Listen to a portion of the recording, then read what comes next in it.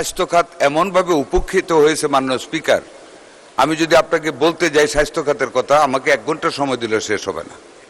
কোথাও কোনো রিক্রুটমেন্ট হয় নাই, অপরিকল্পিতভাবে যন্ত্রপাতি আমদানি করা হয়েছে, যা প্যাকেটবন্দি অবস্থায় এখন বাঙ্গারির দোকানে যাচ্ছে।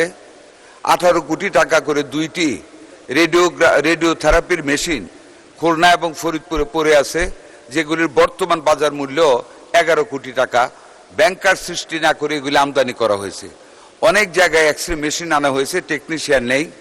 ল্যাবরেটরি মেশিন আনা হয়েছে, ল্যাবরেটরি টেকনিশিয়ান নেই। এই অব্যবস্থাপনা আজকে আমাদের এই গণতান্ত্রিকভাবে দিনের বেলায় ভোটে নির্বাচিত সরকারের উপরে এসে পৌঁছেছে। কাজে ওনাদের কথাগুলো আমাদের শুনতে হচ্ছে। তবে এটুকু আশ্বস্ত করতে পারি, উনি যেটা 68টি শূন্য পদের কথা বলেছেন, দ্যাটস 100% ট্রু। মাননীয় স্পিকার, কোনো রিক্রুটমেন্ট হয় নাই, গত 17টা বছর রিক্রুটমেন্ট করে নাই। যেখানে যেখানে কিছু অ্যাডভার্টাইজমেন্ট করেছে, এমন সব ক্লজ দিয়েছে নিজেদের লুক নেওয়ার জন্য, প্রত্যেকটার বিপরীতে রিট মামলা হয়েছে। এগুলি এখন আমরা আস্তে আস্তে, যেমন 4100 নার্সের একটা রিট মামলা করে আমরা নার্স নিতে পারি নাই। মাত্র 7 দিন আগে আমরা অ্যাটর্নি জেনারেলের সহযোগিতায় সেই রিট মামলাটা খারিজ করাতে পেরেছি। আমাদের এই 4100 নার্স এখন আমাদের কাজ করতে পারতেছে। এটা না নিতে পারলে আরো 3700 নার্স আমাদের চাকরিচ্যুত হয়ে যেত। আমরা 5000 ডাক্তার আমরা স্পেশাল বিসিএস এর মাধ্যমে অনতি বিলম্বে নিয়োগ করতে যাচ্ছি।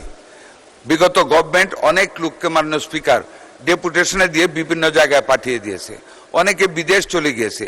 এগুলি মাত্র 4 মাস হয়েছে আমরা ক্ষমতায় এসেছি। আমরা খুঁজে খুঁজে বের করে কিছু চাকরি খাচ্ছি, কিছু কল ব্যাক করে পুরনো জায়গায় আমরা নতুনভাবে ডাক্তার দিচ্ছি। এরই মধ্যে ইনসিটু বলে একটা কথা আছে, প্রমোশন হয়েছে কিন্তু আগের পোস্টে কাজ করে। এরকম কয়েক শত ডাক্তারকে আমরা প্রতিদিন 20টা 25টা করে ডাক্তার আমরা বের করে করে আমরা বিভিন্ন হাসপাতালে দিচ্ছি। অব্যবস্থাপনার কথা যেটা বলেছেন, আমি সকল মাননীয় সংসদ সদস্যদেরকে আমাদের মন্ত্রণালয়ের পক্ষ থেকে আমি এবং আমার প্রতিমন্ত্রী দস্তখত করে একটা চিঠি দিয়েছি, এবং প্রত্যেকটা উপজেলা হাসপাতালের সভাপতি মাননীয় সংসদ সদস্যগণ ওনাদেরকে অনুরোধ করেছি ওনারা নিজ নিজ হাসপাতালগুলি ভিজিট করে আমাদেরকে জানানোর জন্য। আমাদের সীমিত সম্পদের ভিতরে আমরা যতটুকুন পারতেছি মাননীয় স্পিকার, আমরা প্রত্যেকটা হাসপাতালকে উন্নত করার চেষ্টা করতেছি। আশা করি আগামী কিছুদিনের ভিতরে আমরা ক্ষমতায় থাকতে প্রত্যেকটা হাসপাতালকে নতুন রূপে আমরা রূপায়িত করব। ধন্যবাদ আপনাকে মাননীয় স্পিকার।